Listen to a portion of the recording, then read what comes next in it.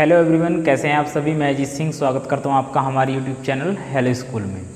तो आज हम अपना फिजिक्स का सेकंड चैप्टर स्टार्ट करने जा रहे हैं, जो क्या रहेगा इलेक्ट्रोस्टैटिक पोटेंशियल एंड कैपेसिटेंस। ठीक बच्चों, तो इस लेक्चर में हम बात करेंगे कॉन्सेप्ट ऑफ पोटेंशियल एनर्जी की।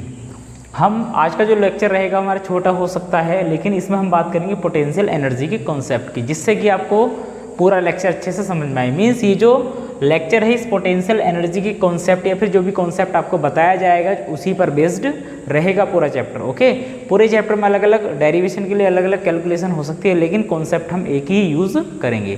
तो आपको अच्छे से इस लेक्चर को समझना है। तो आइए स्टार्ट करते हैं कॉन्सेप्ट ऑफ पोटेंशियल एनर्जी। उससे पहले यदि आप हमारे चैनल पर नए हैं तो प्लीज़ चैनल को सब्सक्राइब कीजिए और साथ ही साथ बेल आइकन को प्रेस कर सकते हैं, जिससे कि आने वाली सभी नई नई वीडियोज़ की नोटिफिकेशन आप तक पहुँचती रहे। ओके, तो बात करते हैं बच्चों पोटेंशियल एनर्जी। तो पोटेंशियल एनर्जी आप प्रीवियस क्लास में अच्छे से रीड करके आए हो, क्लास 11th में, कि किसी भी बॉडी की एनर्जी उसके पोजीशन के थ्रू जो होगी वो एनर्जी कहलाएगी उसकी पोटेंशियल एनर्जी। मतलब जब किसी बॉडी की पोजीशन चेंज कर दी जाएगी तो उस टाइम उस बॉडी में जो एनर्जी स्टोर रहेगी उसी को हम बोलते हैं उसकी पोटेंशियल एनर्जी। जैसे कि मान लिया हमारे पास क्या है, एक ऑब्जेक्ट है ये, और ये कहाँ रखा है बच्चों, ग्राउंड पर। ये ऑब्जेक्ट है हमारे पास और इसका जो मास है वो कितना है, m। कितना मास है इसका, m। अब हम इस ऑब्जेक्ट को किसी हाइट पर ले जाना चाहते हैं। यहाँ ले आए हम इस ऑब्जेक्ट को कितने हाइट पर, h हाइट पर। ठीक, तो h हाइट पर ले जाने के लिए इस पर हमें एक फोर्स अप्लाई करना पड़ेगा, एक्सटर्नल फोर्स। वो क्या होगा फोर्स बच्चों, एक्सटर्नल फोर्स अप्लाई करना पड़ेगा। वो कितना होगा, अब इस पर एक पहले से ही फोर्स लगा हुआ है, वो कौन सा है, ड्यू टू ग्रेविटी। ग्रेविटी के कारण इस पर एक फोर्स लगा है, कितना, mg। कितना फोर्स लगा है बच्चों, mg। तो ऑलमोस्ट mg के इक्वल इस पर एक फोर्स लगाना है, यानी कि एक्सटर्नल कितना होगा, mg।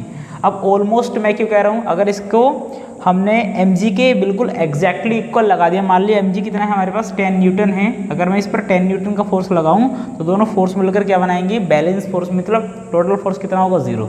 ऑलमोस्ट का इक्वल होता है, ऑलमोस्ट का मीनिंग होता है जैसे कि मान लीजिए 10 न्यूटन है, तो मैं इस पर जो फोर्स लगाऊंगा वो 10.001 समथिंग की तरह लगाऊंगा, मतलब इससे थोड़ा सा ही ज़्यादा, जिससे कि इस बॉडी में मोशन क्रिएट ना हो। अगर मोशन क्रिएट हो जाएगी तो इसकी जो एनर्जी है या फिर इसमें जो एनर्जी वो काइनेटिक में कन्वर्ट हो जाएगी। ओके, तो हमें काइनेटिक एनर्जी इसको नहीं देनी है। ऑलमोस्ट mg के इक्वल इस पर फोर्स लगाना है, तो ये धीरे धीरे धीरे धीरे चलकर यहाँ आ गया, यहाँ ये मास आ गया, यानी कि mg फोर्स हमने इसको लगाया तो ये बॉडी यहाँ चलकर आ गई। ठीक, चलो अब जब हमने इस पर एक एक्सटर्नल फोर्स लगाया तो एक्सटर्नल फोर्स लगाने पर हम इस बॉडी पर कुछ वर्क करेंगे। अब ऐसा तो नहीं है कि हमने इस पर एक एक्सटर्नल फोर्स लगाया और ये खुद ही चलकर बॉडी यहाँ आ गई। हमने इस पर कुछ ना कुछ वर्क किया होगा, या फ्री में तो आ गई नहीं। हम इस पर एक फोर्स लगाएंगे और फोर्स जब लगाएंगे फोर्स इस पर, तो वो जैसे ही यहाँ से चलकर यहाँ आएगी तो वो कुछ वर्क हमको करना पड़ेगा। तो वो वर्क क्या रहेगा, वर्क आपने पढ़ा है, वर्क क्या होता है, force multiply displacement, force multiply displacement. Okay, ये आप सभी ने पढ़ा है। ओके, अभी जो वर्क रहेगा यही देखो, फोर्स कितना लगाया हमने इस पर, mg। अब डिस्प्लेसमेंट कितना होगा बच्चों, h। कितना हो गया, h। ये जो वर्क होगा यही किसकी फॉर्म में स्टोर रहेगा बच्चों, इसका mg h, यानी कि पोटेंशियल एनर्जी की, पोटेंशियल एनर्जी की। ठीक है बच्चों, तो ये पोटेंशियल एनर्जी का कॉन्सेप्ट हो गया। ओके, चलो अब हमने मान लिया कि जो ग्राउंड पर रखा था ऑब्जेक्ट, इस पॉइंट पर इसकी जो एनर्जी थी वो कितनी थी, U1। U से रिप्रेजेंट करते हैं पोटेंशियल एनर्जी को। ओके, और जब इस पॉइंट पर हम इसको ले तो इसकी एनर्जी कितनी थी, U2। मतलब इसकी जो पहले एनर्जी थी वो कितनी थी, U1।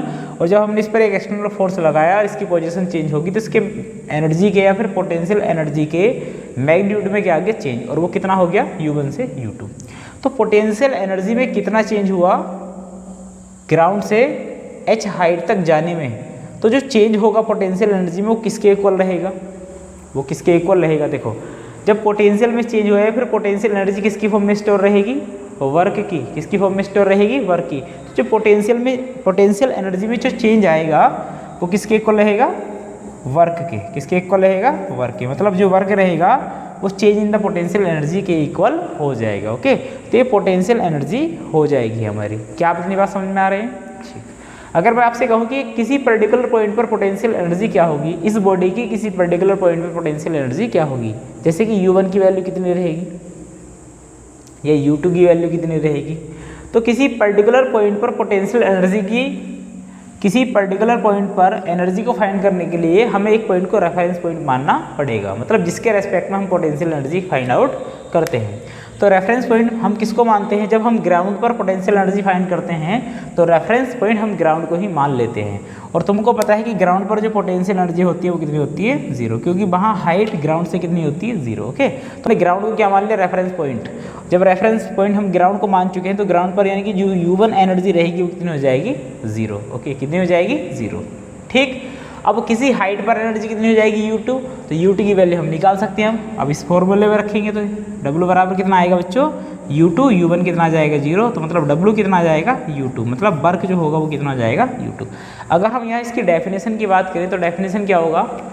किसी भी ऑब्जेक्ट को किसी भी हाइट पर ले जाने में जो वर्क किया जाएगा वही वर्क पोटेंशियल एनर्जी की फॉर्म में स्टोर रहेगा। The work done to bring a object at a height या on a height is store in the potential energy, is store in the form of potential energy. Okay, तो ये potential energy का क्या हो गया? Concept. अब इसी concept को हम इलेक्ट्रोस्टैटिक में अप्लाई करते हैं या फिर हम निकालते हैं electrostatic energy, electrostatic potential energy, जो हमारे इसका आज टॉपिक रहेगा, इलेक्ट्रोस्टैटिक पोटेंशियल एनर्जी। तो इलेक्ट्रोस्टैटिक पोटेंशियल एनर्जी निकालने के हम क्या मानते हैं कि हमारे पास एक क्या है? चार्ज। ये क्या है बच्चों? एक चार्ज है और इसकी वैल्यू हमने मान ली क्या है? Q। अभी चार्ज है तो इलेक्ट्रिक फील्ड प्रोड्यूस करेगा, तो इलेक्ट्रिक फील्ड प्रोड्यूस करता है ऐसे, इसलिए इलेक्ट्रिक फील्ड प्रोड्यूस कर दिया। ओके, इसकी डायरेक्शन है पॉजिटिव चार्ज है। अब आपको पता है अगर किसी इलेक्ट्रिक फील्ड में किसी एक चार्ज को या फिर पॉइंट चार्ज को लाएंगे तो जो इलेक्ट्रिक फील्ड है उस पर एक फोर्स अप्लाई करना स्टार्ट कर देगा, या फिर ऐसे कहेंगे कि जैसे ही कोई इसमें चार्ज एंटर करेगा तो वो एक फोर्स का एक्सपीरियंस करेगा। तो हमने मान लिया यहाँ एक चार्ज रखा है स्मॉल q, तो जैसे ही ये एंटर करना चाहेगा तो q जो है इस पर एक फोर्स अप्लाई करना स्टार्ट कर देगा इस प्रकार, यानी कि इस डायरेक्शन में ये फोर्स लगना स्टार्ट हो जाएगा, जिसका मैग्नीट्यूड किसके इक्वल रहेगा? F = Q × E के। ओके, चलो अगर हम चाहें कि इस चार्ज को हम इलेक्ट्रिक फील्ड के अंदर लाएं स्मॉल डिस्टेंस चलाकर, तो अभी जो इस चार्ज पर फोर्स लगा है वो कहाँ लगा है? आउटवर्ड डायरेक्शन में। हम इस चार्ज को इस इलेक्ट्रिक फील्ड के अंदर लाना चाह रहे हैं तो हमें इस चार्ज पर एक एक्सटर्नल फोर्स अप्लाई करना पड़ेगा ऑलमोस्ट F के इक्वल, जिससे कि ये चार्ज इलेक्ट्रिक फील्ड में आने लगे, ठीक, तो हमने इस पर एक फोर्स अप्लाई किया इस डायरेक्शन में, और वो कौन सा फोर्स है? F external. कौन सा फोर्स है बच्चों? F external. हमने मान लिया ये पॉइंट कितना है? B। ये पॉइंट हमने मान लिया कितना है? A, और ये वाला पॉइंट कितना है? B, जहाँ पर हम इस चार्ज को लेकर आ रहे हैं। और कितना लेकर आए? स्मॉल डिस्टेंस dr चलाकर। ओके, चलो, तो हमें इस चार्ज को A से B तक स्मॉल डिस्टेंस dr लाने में या डिस्प्लेस कराने में इस फोर्स के अगेंस्ट कुछ वर्क करना पड़ता है, क्योंकि ये फोर्स कहाँ है? आउटवर्ड डायरेक्शन में, और हम इस चार्ज को लेकर इसके अपोजिट, तो हमें इसके अगेंस्ट कुछ वर्क करना पड़ेगा। वही वर्क इसमें पोटेंशियल एनर्जी की फॉर्म में स्टोर रहेगा। तो क्या हो जाएगा वर्क? अब देखो स्मॉल डिस्टेंस ला रहे हैं तो वर्क भी क्या होगा? स्मॉल dW क्या हो जाएगा? F × dr। ओके, क्या इतनी बात आप सभी को समझ में आ रही है?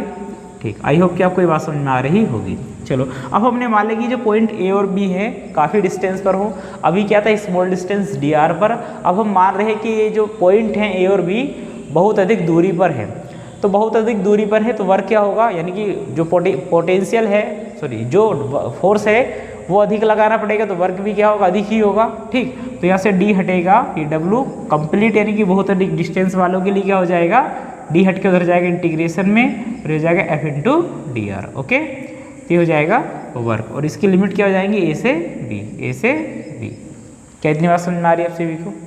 क्लियर है? ओके, चलो, अब हमने वाले इस पॉइंट पर जो एनर्जी थी वो U1 थी और ये कितनी थी? U2। कितनी थी? U2।